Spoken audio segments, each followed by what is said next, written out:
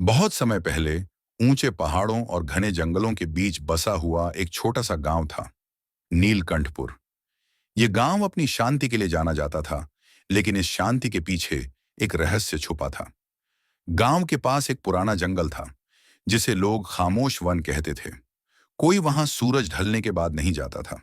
कहा जाता था कि उस जंगल में एक परी रहती है, चुप रहने वाली परी।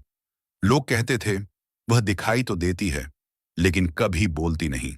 रहस्यमयी परी। कई लोगों ने दावा किया था कि उन्होंने चांदनी रात में उसे देखा है।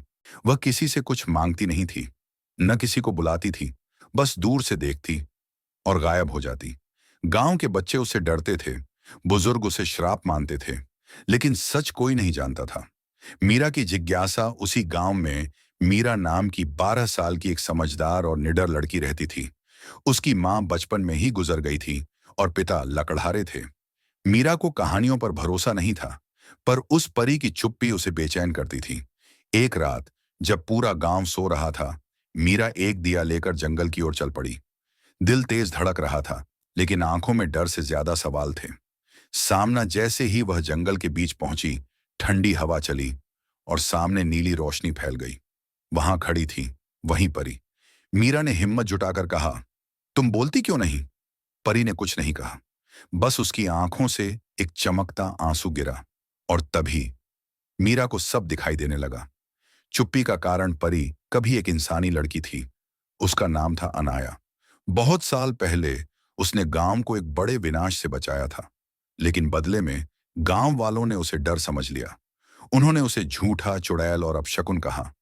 एक जादूगर ने उसके मुंह पर श्राप लगा दिया, तुम सच्चाई जानती हो, लेकिन जब तक कोई तुम्हारी चुप्पी समझेगा नहीं, तुम बोल नहीं पाओगी। उस दिन से अनाया परी बन गई और उसकी आवाज खो गई। टूटती चुप्पी। मीरा की आंखों से आंसू बहने लगे। उसने कहा, अगर तुम बोल नहीं सकती तो मैं तुम्हारी आवाज बनूंगी।